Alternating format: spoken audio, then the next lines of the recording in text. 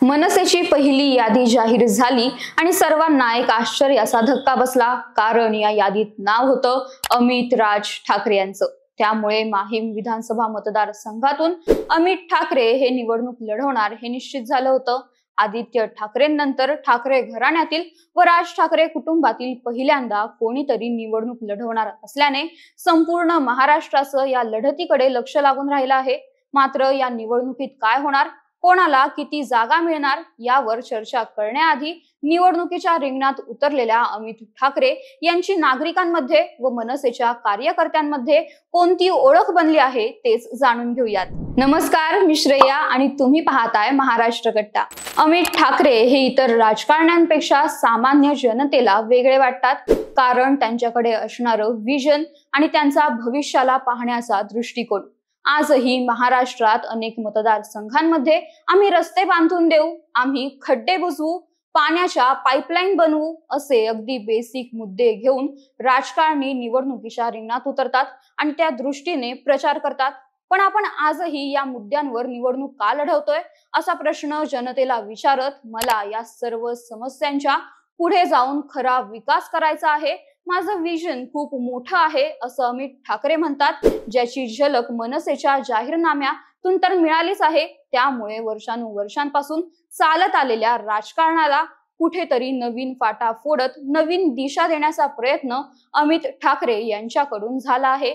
तसेच याआधी महाराष्ट्रातील रील स्टार्सना पुरस्कार देत अतिशय आगळा वेगळा उपक्रम मनसेने राबवला होता, ज्याच्या पाठीमागे अमित ठाकरे होते।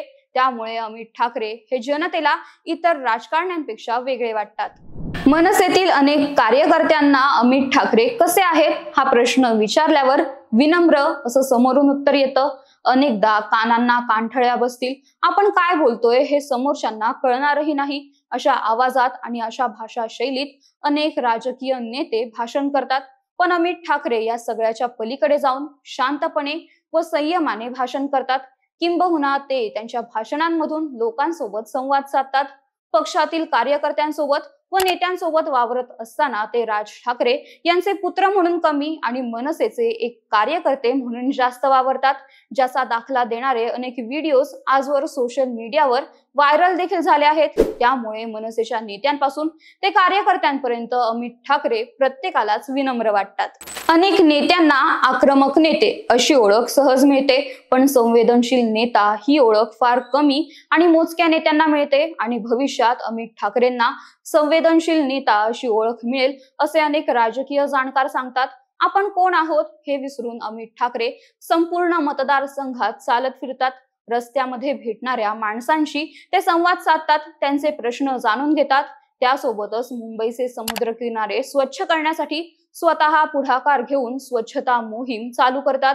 इतरांना कमी दाखवण्यापेक्षा किंवा त्यांच्यावर टीका करणं टाळत ते स्वतः काय करतात, कुठल्या प्रश्नांना सोडवण्यासाठी ते काय करू शकतात हे बोलण्यावर ते जास्त भर देतात आणि त्यांच्यामध्ये असलेल्या याच गुणांमुळे त्यांच्यामधील संवेदनशीलतेचं दर्शन सर्वांना घडतं।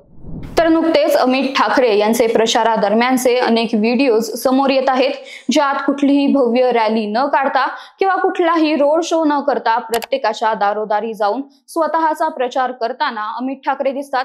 तर प्रचारादरम्यान अनेक चिमुकल्यांसोबत क्रिकेट, फुटबॉल असे वेगवेगळे खेळ खेळण्याचा सुद्धा मनमुराद आनंद अमित ठाकरे लुटतात। अनेक ठिकाणी वावरताना अगदी सामान्य माणसाप्रमाणे वावरतात। त्यामुळे अमित ठाकरे यांची तरुणाईमध्ये प्रचंड क्रेज आहे। त्यांचे अनेक व्हिडिओज व्हायरल होतात, तरुणाईमध्ये त्यांच्याबद्दल चर्चा असते। सोबतच राज ठाकरे यांचे पुत्र असल्याने अनेक ज्येष्ठ लोकांचे देखील अमित ठाकरे यांच्यावर लक्ष असते। त्यामुळे एकूणच सर्व वयोगटातील मतदार अमित ठाकरेंना एका वेगळ्या पद्धतीने ओळखतो। अमित ठाकरे यांच्या रूपाने महाराष्ट्राला एक तरुण तडफदार नेता लाभू शकतो।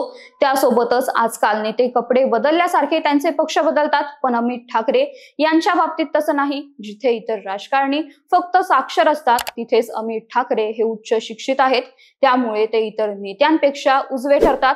यासोबतच फक्त राज ठाकरेंचे पुत्र किंवा मनसेची या मतदारसंघात खूप मते आहेत म्हणून काही ते माहीम मतदारसंघातून उभे राहिलेले नाहीत. ते जन्मापासूनच त्या मतदारसंघात वाढलेले आहेत. त्यामुळे या मतदारसंघाची त्यांना चांगलीच ओळख असून येथील नागरिकांच्या समस्या, त्यांचे प्रश्न याची त्यांना चांगलीच जाण आहे.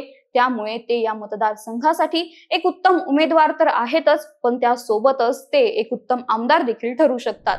तर महाराष्ट्राच्या पुढच्या 25 वर्षांच्या राजकारणामधील एक आश्वासक चेहरा म्हणून अनेक जण अमित ठाकरे यांच्याकडे पाहतात. त्यासोबतच एक संवेदनशील, विनम्र आणि भविष्याचं विजन असलेला नेता म्हणून जनसामान्यांमध्ये अमित ठाकरे यांची ओळख आहे. ज्याचा किती फायदा अमित ठाकरेंना आगामी निवडणुकीत होणार ते पाहावं लागेल. दरम्यान यावर तुमचे मत काय ते आम्हाला कमेंट करून नक्की सांगा आणि या व्हिडिओला लाईक, शेअर आणि महाराष्ट्र कट्टा या आमच्या YouTube चॅनलला सबस्क्राईब करायला विसरू नका. धन्यवाद.